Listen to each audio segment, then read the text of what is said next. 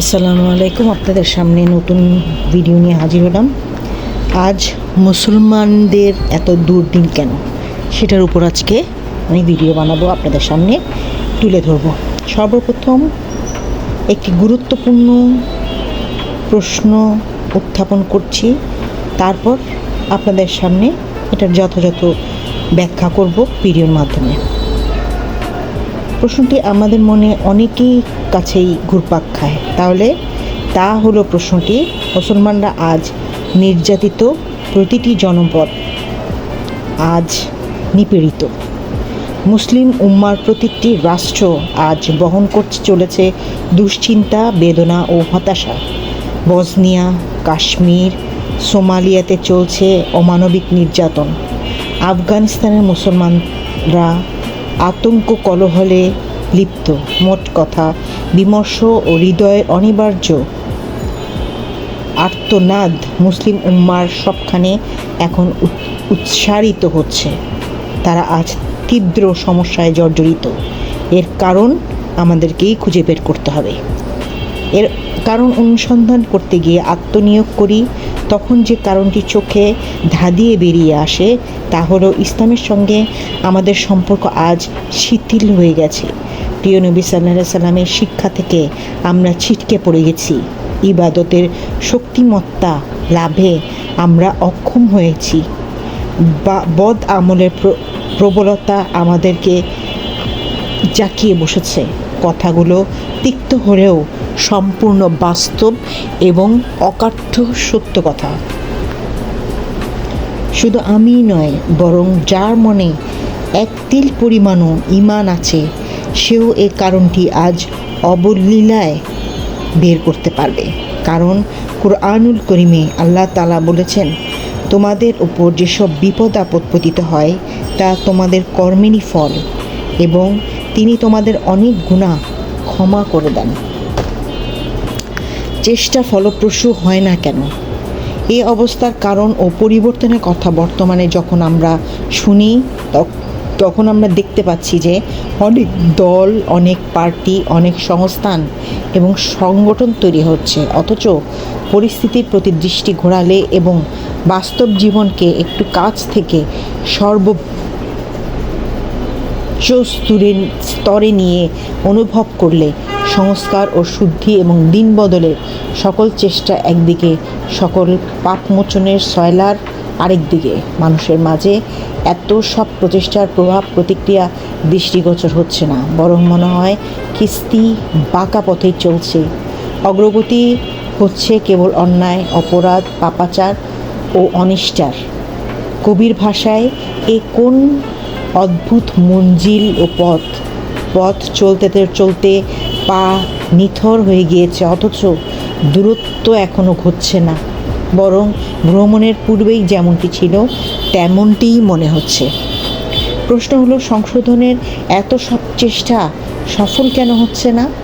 বলতে পারেন আপনারা? সংশোধনের শুরুটা অপর থেকে হয়, এ প্রশ্নের উত্তরে আল্লাহ তাআলা উক্ত আয়াতের মাধ্যমে দিয়েছেন। সংশোধনের এই সকল চেষ্টা ব্যর্থ হওয়ার কারণ হলো, প্রত্যেকেরই সংস্কারের পতাকা হাতে নিয়ে চায় সংশোধনটা যেন অপর থেকে শুরু হয়। অর্থাৎ প্রত্যেকের মনে হয় একটা ধারণায় বদ্ধমূল হয়ে আছে, মানুষ নষ্ট হয়ে গেছে, পাপাচারের মধ্যে ডুবে আছে, ঘুষ খাচ্ছে, সুদ নিচ্ছে, নগ্নতার বাজারে চরম গরম হয়ে আছে। সুতরাং মানুষকে শুধরাতে হলে এসব কাজ থেকে আগে বেরিয়ে আসতে হবে, নিজেকে বাধা দিতে হবে। নিজের সংশোধনের ভাবনা নেই, কিন্তু কেউ কখনো নিজের অবস্থাটা খতিয়ে দেখার ফুরসত পায় না। সময় কোথায়? কতটা পরিবর্তন ঘটেছে নিজের মধ্যে, কতটা করুণ হয়ে নিজের অবস্থা, কতটা ভুলভ্রান্তির শিকার আমরা নিজেরাই, কতটা সংস্কার আমার নিজের মধ্যে প্রয়োজন, এই দিকে কোনো মানুষের কোনো খেয়াল নেই, চিন্তাও নেই। অথচ নিজেকে না দেখে অন্যকে শুদ্ধি করার প্রচেষ্টায় আমরা লেগে আছি। আগে নিজের চিন্তা করো, তারপর অপরের ফিকের। কথায় ওজন নেই। আমরা নিজেকে শুধরানোর চিন্তা থেকে উদাসীন, অথচ অপরের দোষ চর্চা তাকে শোধরানোর কসরত করি, ফলে আমরা নিজেরাই এত আমল ও কর্মপন্থার থেকে বেরিয়ে এসেছি যে এর কোনো ভাষাই নেই। নিজের শুধরানোর ফিকির নেই, অথচ অপরকে শুধরানোর চিন্তা এতটাই দ্বৈত নীতি।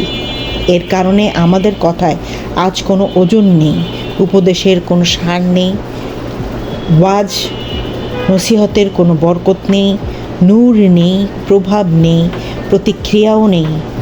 আল্লাহর সন্তুষ্টি যেখান থেকে উঠে গেছে সেখানে তা কিভাবে থাকবে? বরং আমাদের এ সকল প্রচেষ্টা পরিণত হচ্ছে সভা, সেমিনার, শোভা বৃদ্ধি ও কানের সুখের উপকরণের উপর ভিত্তি করে। প্রত্যেকেরই নিজ আমল সম্পর্কে জবাব দিতে হবে। এক্ষেত্রে কোরআন করিমের বক্তব্য হচ্ছে, হে মুমিনগণ, তোমরা আত্মসিদ্ধির ফিকিরে প্রথমে নিজেকে শুধরাও, নিজেকে ধৌত করো। যদি এমনটি করতে পারো এবং হিদায়াতের পথে চলতে পারো, তবে অবশ্যই ভ্রষ্ট পথে চলেছ, পাপাচারের স্রোতে নিজেকে এগিয়ে নিয়ে দিয়েছ এবং অন্যায় অপরাধের কোনো ক্ষতি করতে তোমাকে পারবে না। কারণ সবাইকে তো একদিন না একদিন আল্লাহ তাআলার কাছে পৌঁছাতে হবে। প্রত্যেকেই তার কাছে জবাবদিহি করতে হবে। একজন অপকর্মের জবাবদিহি অন্যজনকে করতে হবে না। কাজেই তুমি নিজের কথা ভাবো, যাচাই করো নিজেকে, নিজের আমল কেমন হচ্ছে, নিজে কি গুনাহ করছি, কেন গুনাহ করছি, কেন আমি এই কাজটা করলে আল্লাহ নারাজ হবে, আমি এই কাজটা করব না, এগুলো চিন্তা করা উচিত। কিন্তু আমরা তা না করে খালি অপরের দোষ ত্রুটি খুঁজে বেড়াই। এ সম্পর্কে রাসূল পাক সাল্লাল্লাহু আলাইহি সাল্লাম বলেছেন, মানুষ ধ্বংস হয়ে গেছে, নষ্ট হয়ে গেছে, অপরের ওপর আপত্তি করে চলবে, বলবে, তারা অশ্লীলতা, অবৈধতা ও পাপাচারের গড্ডালিকা প্রবাহে নিজেদের জীবন অতি ভাসিয়ে দিয়ে সর্বাধিক ধ্বংসপ্রাপ্ত ওই ব্যক্তি নিজেই। কারণ অন্যের উপর আপত্তি করার অর্থ বাস্তবেই যে তার ভয় যদি নিজের অন্তরে থাকতো, তাহলে সর্বপ্রথম নিজেকে সংশোধন করার ফিকির তারা নিজেরাই করত। হযরত জুনুন মিসরি রাহিমাল্লাহ হযরত জুনুন মিসরি রাহিমাল্লাহ একজন মর্যাদা সম্পন্ন বুজুর্গ ছিলেন। তার মর্যাদার উচ্চতা ছিল আমাদের কল্পনারও বাইরে। তার সম্বন্ধে একটি ঘটনা আছে, সেটা আপনাদের সামনে তুলে ধরছি। একবার তার শহরে দুর্ভিক্ষ দেখা দিল। বৃষ্টি বন্ধ হয়ে গেছে, লোকজন ভীষণ দুশ্চিন্তায় কাটাচ্ছিল। মানুষ বৃষ্টির জন্য দোয়া করতে লাগলো, কিন্তু লোক এই মহান বুজুর্গের দরবারে উপস্থিত হয়ে আরজ করল, হযরত, দেশের দুর্ভিক্ষর কথা তো আপনার জানা নয়, অজানা নয়। থানা নেই, বৃষ্টিই নেই, জমি জিরাত সব শুকিয়ে খাকা হয়ে গিয়েছে, জীবজন্তুগুলো খুদ পিপাসায় তীব্রতায় চেঁচামেচি করছে। আপনি একটু হাত উঠান, আল্লাহ তাআলার কাছে দোয়া করুন যেন বৃষ্টি দান করেন। হযরত জুনুন মিসরি রাহিমাল্লাহ উত্তর দিলেন, দোয়া তো ইনশাআল্লাহ অবশ্যই করব, তবে একটি কথা শুনুন। কুরআনুল কারীমে আল্লাহ তাআলা বলেছেন, তোমাদের উপর যেসব বিপদ আপদ পতিত হয় তা তোমাদের কর্মেরই ফল। সুতরাং এই অনাবৃষ্টির কারণে আমরা নিজেরাই আমাদের গুনাহের কারণে আল্লাহর বৃষ্টি বন্ধ করে দিয়েছি। এখন সর্বপ্রথম দেখা দরকার আমাদের মধ্যে কে সবচেয়ে বড় গুনাহগার। আমি ব্যক্তিগতভাবে যখন নিজের কথা ভাবি, মনে হয় এই গোটা এলাকায় আমার চেয়ে খারাপ কেউ নেই, আমার মতো গুনাহগার দ্বিতীয়জন নেই। আমার প্রবল ধারণা আমার কারণেই বৃষ্টি হচ্ছে না, তাই আল্লাহ চাহেন তো এই এলাকা থেকে আমি চলে গেলেই আল্লাহ তাআলার রহমত আসবে। এর জন্য আমি চললাম। আল্লাহ তোমাদের ভালো রাখুন, বৃষ্টি দান করুন।